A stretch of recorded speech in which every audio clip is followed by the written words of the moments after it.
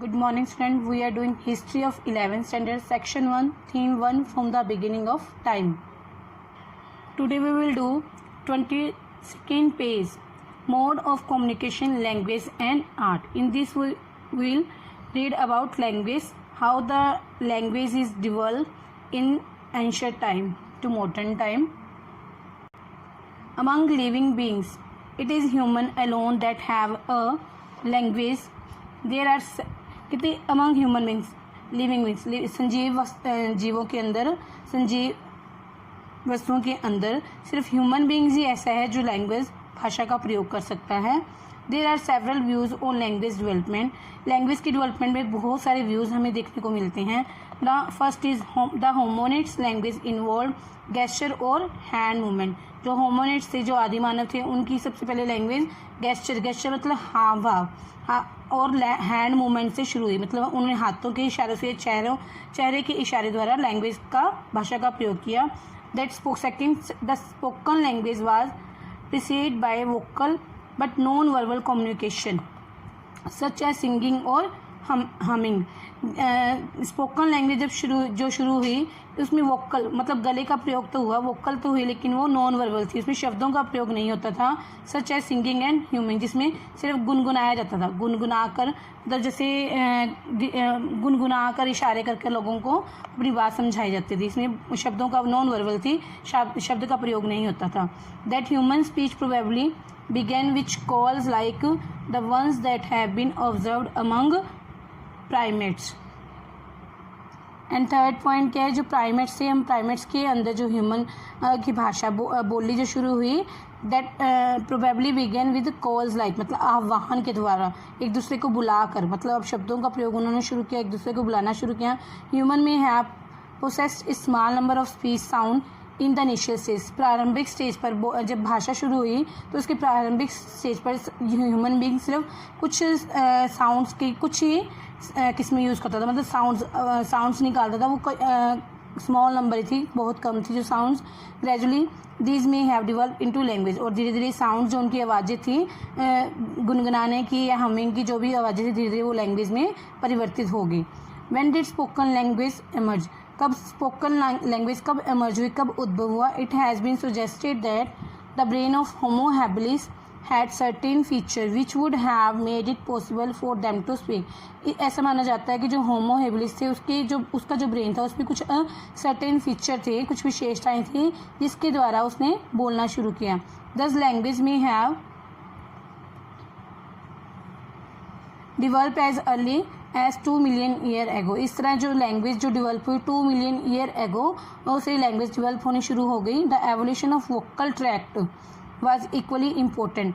और वोकल स्वर तंत्र का प्रयोग, वोकल ट्रैक्ट के स्वर तंत्र जो गले से हम स्वर निकालते हैं उसका भी बहुत बराबर ही इम्पोर्टेंट था. This occurred around 200,000 year ago. और जो वोकल ट्रैक्ट शुरू हुआ, लोगों ने स्वर बनाने शुरू किए 200,000 ईयर एगो शुरू हुआ है. It is more specially associated with modern human, जो कि अब मॉडर्न ह्यूमन के साथ संबंधित है. जो हम स्वर प्रयोग करते हैं, स्वर निकालते हैं, मतलब यह 200,000 साल पहले शुरू हुआ, जो मॉडर्न ह्यूमन के साथ एसोसिएट है, संबंधित है. A third suggestion is that language develop around the same time as art. कहती थर्ड सजेशन कहती लैंग्वेज आर्ट के साथ ही डिवेल्प हुई. That is around 40,000 to 35,000 year ago, जो कि जिसका समय क्या था 40,000 से लेकर 35,000 साल पहले. The development of spoken language has been seen as closely connected with art.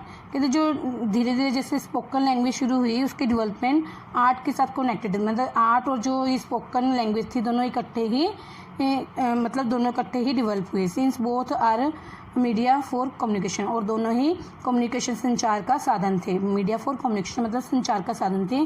जो स्पोकन भाषा थी, लोगों की बोली थी, बोलचाल की भाषा थी, और आर्ट के द्वारा भी लोग अलग अलग तरह की जैसे पिक्चर्स बनाकर वो दर्शाया जाता था. सी दिस के पेंटिंग इन अल्टामेरा, मतलब ये जो पेंटिंग्स केव पर या कहीं भी बनी होती, दीवारों पर या घर की छतों पर बनी होती थी, तो इन पेंटिंग से बहुत कुछ समझ में आता था कि उस समय किस तरह के पशु पाले जाते थे, क्या लोगों को खाना पीना था. यहाँ एक it is a drying of बेसन एट अल्टामीरा नॉर्दर्न स्पेन। ये बैसन की एक फ़ोटो है,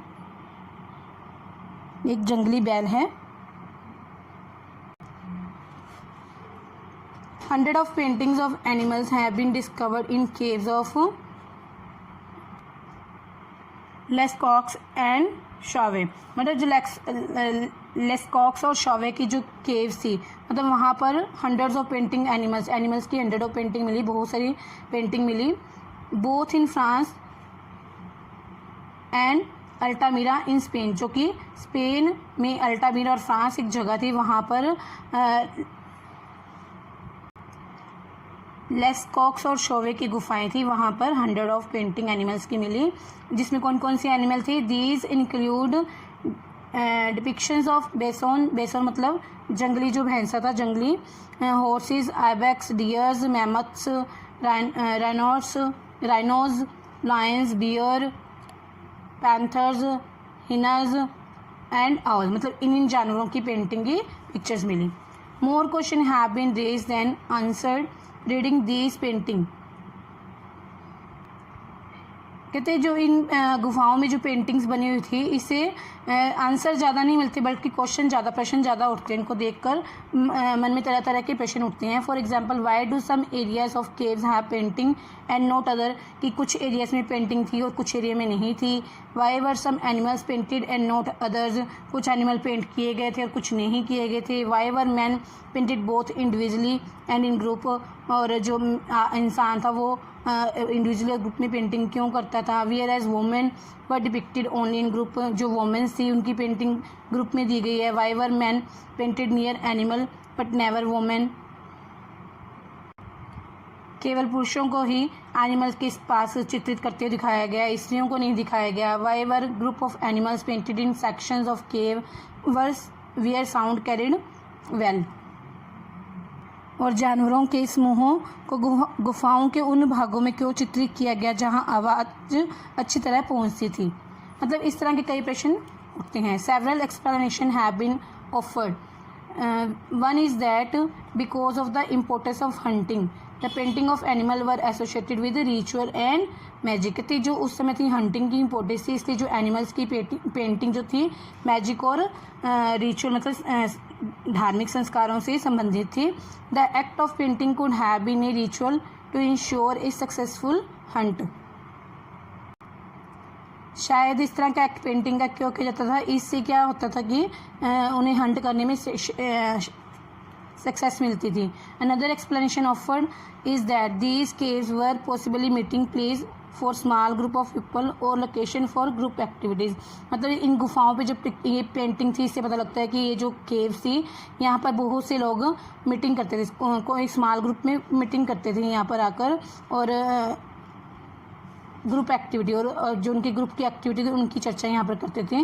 this group could share hunting techniques and knowledge, और यहाँ पर जो ग्रुप में लोग इकट्ठे होते थे वो अपनी हंटिंग की टेक्निक और नॉलेज को शेयर करते थे, और उसे while painting and engraving served as the media for the passing information from one generation to the next. और जो अपनी उनकी टेक्निक्स और नॉलेज थी वो पेंटिंग कर देते थे और एनग्रेव कर देते थे गुफाओं पर, ताकि एक जनरेशन से दूसरी जनरेशन को के बारे में उनकी टेक्नोलॉजी और नॉलेज के बारे में पता चल सके।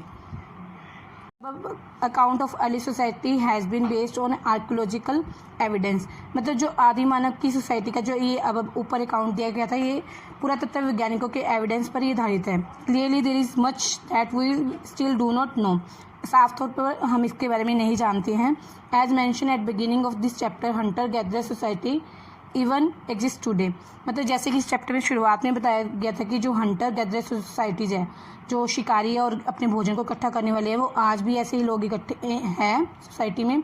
Can we learn anything about the past society from present day hunter gatherer. जो प्रेजेंट डे में हंटर गैदरर्स हैं उनके द्वारा क्या हम पास्ट में जो बीते हुए समय में जो शिकारी थे और गैदरर्स थे, भोजन को इकट्ठा करने वाले थे, उनके बारे में जान सकते हैं।